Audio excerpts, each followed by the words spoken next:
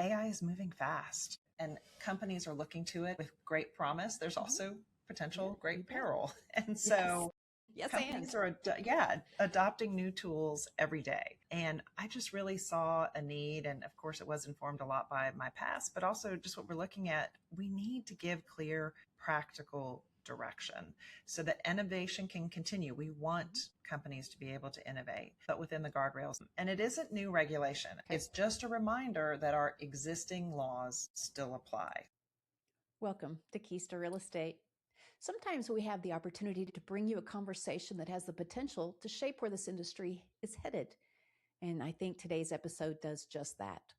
Artificial intelligence is moving into every corner of the real estate transaction, from document review and fraud detection to underwriting support and customer communications.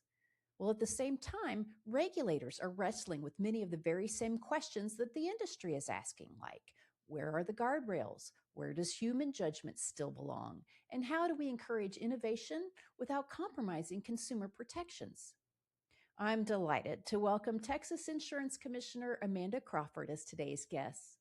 Before leading one of the largest insurance markets in the world, she served as Texas's Chief Information Officer, giving her a perspective that's rare among insurance regulators.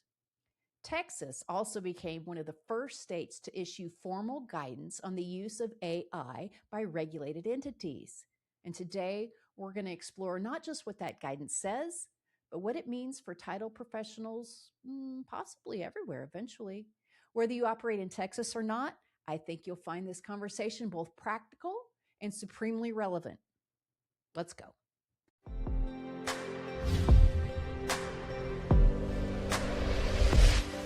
The presenting sponsor for this season of Keys to Real Estate is TrustLink. TrustLink brings clarity and control to trust accounting for title and escrow companies. Their specialized solutions are designed to simplify reconciliation, strengthen compliance, and safeguard client funds, helping your operations run with a greater confidence and precision. With TrustLink, you gain access to a dedicated team of experts focused on daily three-way reconciliation, unclaimed property management, and tax reporting services, giving you the visibility and accuracy needed to stay ahead of complex regulatory requirements. TrustLink is also recognized as an elite provider by the American Land Title Association, highlighting their commitment to delivering trusted, high-quality solutions to the industry. Backed by more than 50 years of experience, they've built a reputation for reliability, accuracy, and service. With deep expertise, purpose-built solutions, and a focus on accountability, they are elevating the standard for trust accounting. The future of secure, streamlined trust accounting starts with TrustLink. So visit trustlinkservices.com to learn more. Commissioner Crawford, welcome to Keys to Real Estate. We're thrilled to have you with us today. Thank you so much, Mary. I'm thrilled to be here. Well, I'd like to start at the very beginning because it's a very good place to start. Your department issued Commissioner's Bulletin, and it's got some numbers. I want to give it to the people. It's B-0003-26, and that was in June of this year. And it made your office one of the first to issue AI guidance for regulated entities. And I, for one, we thank you for that. So let's start with the basics. What are the general concepts and requirements of the bulletin? So let me start a little bit by setting the stage. Yes. Texas is the second largest insurance market in the United States and the fifth largest in the world. Yeah. And so with that scale, that's enormous responsibility. And while we oversee licensing and regulatory compliance for the insurance and title industries, our true North Star for everything we do is consumer protection. It's protecting Texans. What's encouraging is that across every conversation that I've had with title agents, underwriters, escrow officers, we all share that same commitment. We are all focused on protecting those consumers. So no matter how our tools evolve, consumer protection remains that common thread and the ground that we stand on. So this bulletin is really just reinforcing that commitment as companies adopt artificial intelligence. And it really makes one message very clear, that existing consumer protection laws still apply.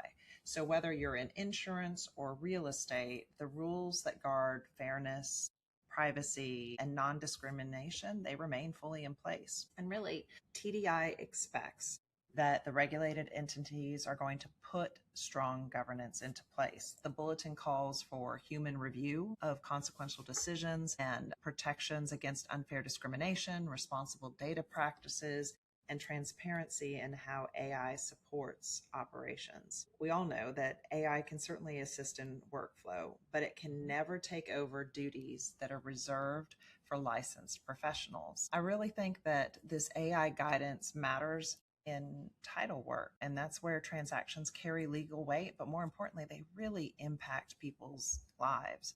It helps us move faster, but the companies can never compromise trust, fairness, or the legal responsibilities that are tied to the license. So I think really the broader message that I would want folks to take away from this is to embrace innovation, but make sure you're anchoring it and wrapping it in responsibility and consumer protection. Well, and that's music to our ears, because we're all facing the opportunities that come with AI and trying to your point, fit them into the workflows, but also remain true to the core of what we do, to your point, protecting consumers and having a healthy marketplace. And it really caught my eye that you guys acted early on this. I think it's important for everyone in the audience to note, if they may, and some may not know, that you came to TDI with a technology background. Yes. And you served as Texas CIO before becoming the insurance commissioner. And so that really gives you a unique blend and background to this role. And so if you could, I'd like for you to mention how that perspective influenced not only the work you do, but especially this bulletin and kind of getting out on the leading edge of offering some guidance in this bit of an unknown country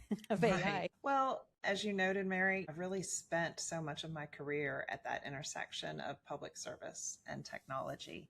And obviously that perspective really shaped this bulletin. You know, AI is moving fast, so fast, and companies are looking to it with great promise. There's also potential great peril. And so yes, companies are adopting new tools every day. And I just really saw a need. And of course, it was informed a lot by my past, but also just what we're looking at. We need to give clear, practical direction so that innovation can continue. We want companies to be able to innovate, but within the guardrails that protect Texans. And it isn't new regulation. And I think that that's a really strong reminder that I want to remind folks. This isn't new. Okay. It's just a reminder that our existing laws still apply. So whether you're using AI or whatever AI's new baby brother will be in the future, whatever other tools are out there, those existing consumer protection laws and regulatory framework, it still applies. And we want companies to innovate confidently, of course, but operating within the legal guardrails that are going to keep our consumers safe. All right. So if we could, let's get to some specifics for the entities. Let's talk about, for example, what actually counts as AI. And I ask because there's a challenge for companies in figuring out when and where they're using AI. As an example, just trying to keep Copilot out of my emails and Word docs requires a lot of vigilance. When it comes to title production software and ancillary tools, how does the department distinguish AI from traditional automation or analytics? And is the focus on the technology itself or whether it influences decisions that affect consumers? Tell us how to look at that. Absolutely. So you're so right. And AI is everywhere. And the reality is AI really isn't that new of a technology. It's just more visible. And it's just what everyone is hearing about now. And it's sort of been democratized and more easily consumed in the way that it's out there. But we know sometimes it's even built into tools without us even noticing it. So I guess for your question, which is an excellent one, is we are focusing as regulators less on the label and more on the impact. And I think that's really helpful. So if technology influences title search and examination, policy issuance, disbursement, closing, or any other decision that affects a consumer, we need transparency and we need human oversight. We need that human in the loop. If a tool is just automating an order entry task that doesn't require judgment, perhaps to streamline workflow, that's really more like traditional automation. But if it's analyzing the data, shaping a risk assessment, influencing decisions on insurability, even indirectly, I think that's where transparency and that human in the loop really become essential. Just to put it another way, if technology meaningfully affects a customer, consumer, we need to understand it, and it needs to result in compliant actions. So we don't want to slow innovation, but we need to be able to prevent arbitrary, capricious, or discriminatory decisions while also ensuring that fairness and accountability. And I think that's such a great point of clarification, because the bulletin does talk about consequential decisions, and that can sound like consequential decision. No, it's a decision with consequences, consumer impacting consequences. So maybe it's deciding which product is or isn't offered, and so at that point you need some human judgment. I'm surmising here, coming in over the top. And then how are we looking to measure that the human is coming in and exercising independent judgment or review? What are you looking for there? And I think you're right when you talk about what is a consequential decision. We simply mean it's really any decision that's going to directly affect a consumer. Okay. And it might be things like what exceptions to lists, what is needed to clear exceptions, insurability, claims handling, or anything else that shapes someone's financial protection. Okay. Those decisions they're going to require real human judgment. So to your question about what does that look like? What does that human oversight look like? I think a meaningful human review isn't just clicking approve. For example, does the reviewer understand the title evidence, the underwriter requirements for the transaction, maybe the applicable requirements in the Texas Title Insurance Basic Manual? Has the human actually assessed the insurability and the title risk? And do they have authority consistent with company guidelines and state law to override or modify that AI generated recommendations? And are they accountable for the final decision? And I think accountability, that's one of the reasons why we really did this principles approach. If a person can't explain why the decision makes sense, and they aren't accountable for it, then that's really not a meaningful review. Not to be vague around it, but I think it's really trying to put that best human judgment in there. AI can certainly help us work smarter, but it just can't replace that human judgment and that human accountability, especially when Texans' financial security is on the line. Which is paramount. Yeah. We just need to make sure that we are able to still protect consumers and have that confidence in the market. Well, and I agree, obviously, and it really caught my attention that it's you specifically said that AI can't perform acts reserved for licensed insurance professionals. And so if you have a professional doing licensed activities, that is not a job that can be outsourced to AI agent and call it good, right? So, right. I mean, I think that's important for consumers to understand, but also professionals that work in this space to really carefully understand. Like, that's, to your point, while we don't have super bright lines, I think you've put out some great parameters and guidelines and ways to think about this, that if it starts brushing up against what you had to go to school to do and you have to get continuing education to do, you're probably on the wrong side of that line, is a fair way to think about it, I would think. I think it really is. And I think I heard someone recently talk about really smart generative AI is to think about it as a really bright, really eager intern, right?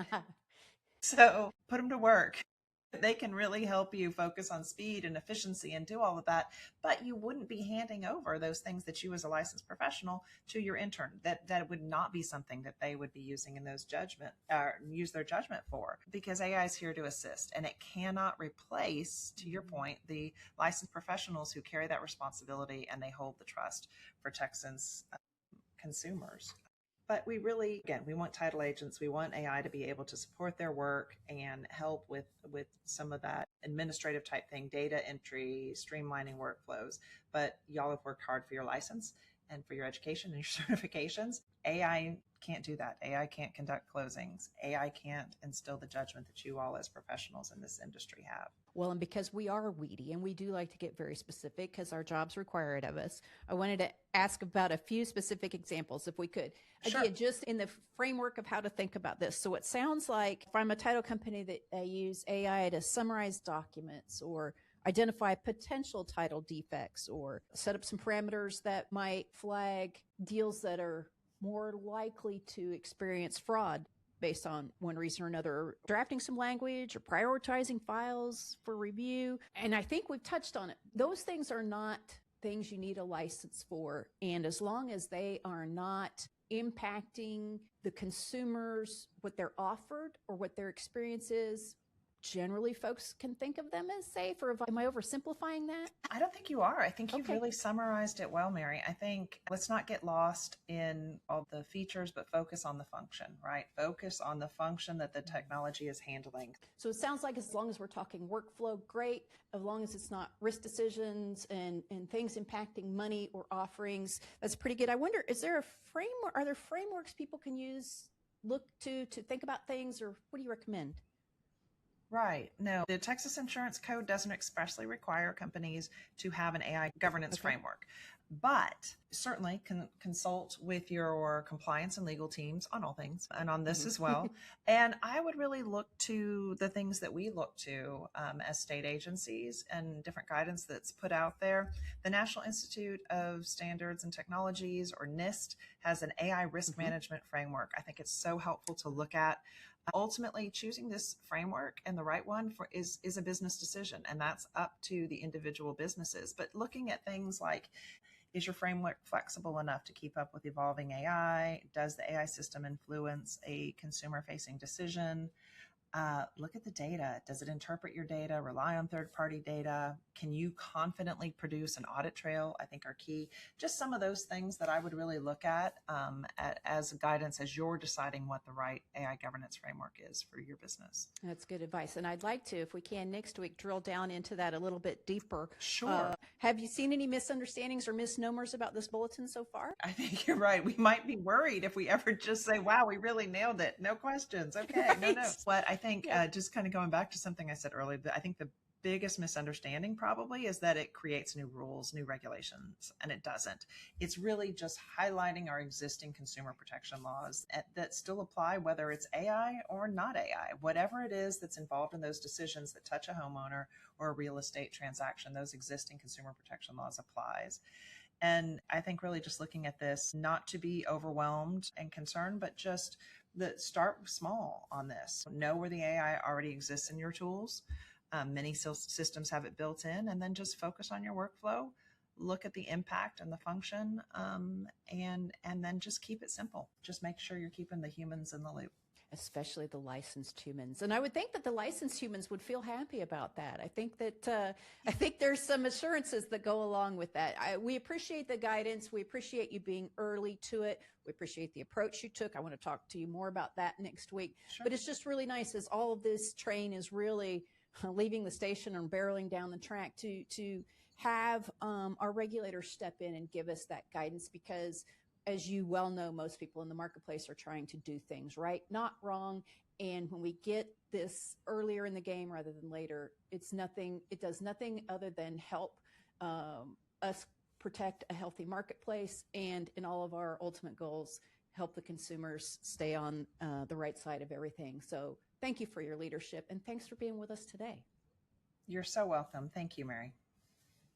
Commissioner Crawford, thank you for joining us and for taking the time to walk through not just the bulletin itself, but also the thinking behind it. That's the kind of perspective our audience loves to hear firsthand. So if today's conversation clarified what regulators are trying to accomplish, next week's conversation is all about implementation. We'll tackle vendor responsibility, AI governance, protecting consumer information, preparing for examinations, and how companies of every size can build responsible AI practices without slowing innovation. So if AI is becoming part of your business, and chances are it already is, you won't want to miss part 2. Now, we've linked the full Texas Bulletin in our show notes, along with some other initiatives TDI is undertaking. They're there as resources for you. As always, thanks for listening, thanks for joining us, and we'll see you next time on Keys to Real Estate.